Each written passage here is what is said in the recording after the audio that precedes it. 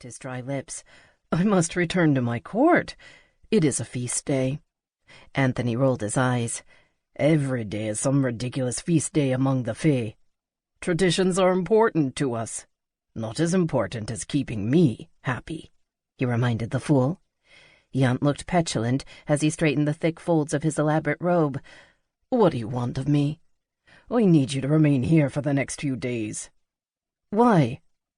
Anthony leaned against the edge of his desk. "I might need to travel." "What of my people?" "They'll no doubt survive without you sitting on the throne and basking in your own importance," he mocked. The fairy visibly restrained his temper. A wise choice.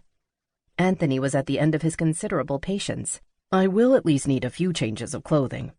Anthony swiveled to touch a button that was hidden beneath the lip of his desktop. There was a faint creak, then a hidden door slid open to reveal a narrow staircase. "I'm sure Keeley left his belongings behind. Feel free to use whatever you want.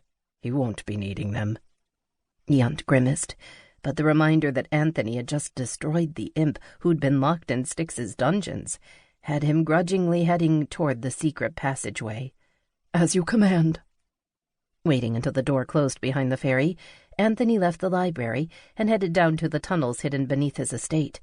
Halting at a thick wooden door, he carefully unwrapped the layers of protective magic. It took nearly half an hour before he was able to enter his inner sanctum, and another half-hour before he was safely sealed inside.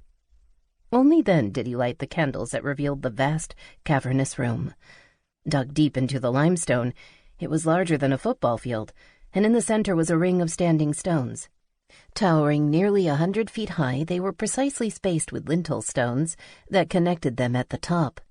Even at a distance, Anthony could feel the power that radiated from the circle. He smiled as he moved forward, intoxicated by the pulses of energy. This was the true magic. A mystic power that came from the earth. Nothing at all like the vile, unholy powers that the demons used.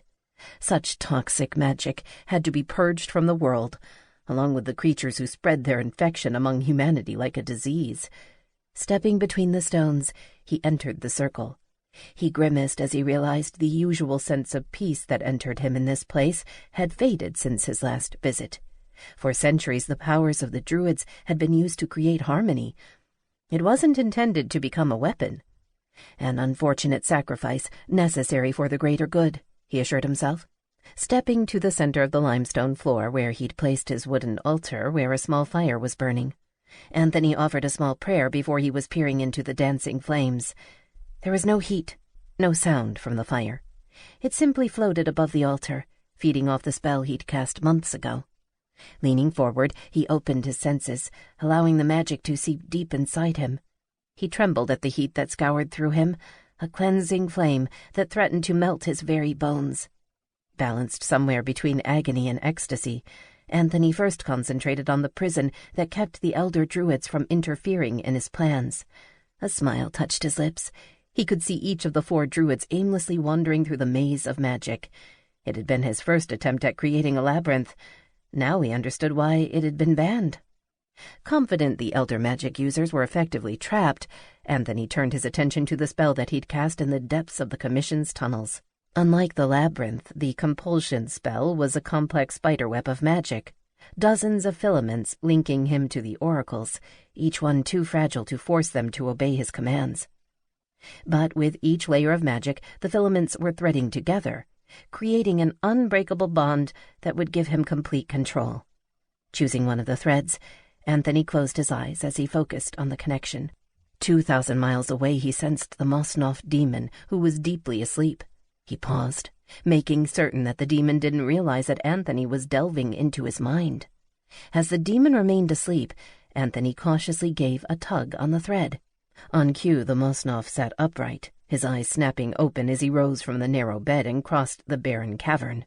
Then, ignoring the sweat that trickled down his face, Anthony urged the Mosnoff to reach for the delicate crystal that was carefully stored in a velvet-lined box. Anthony gave another tug on the thread, forcing the demon to pluck the crystal from the box.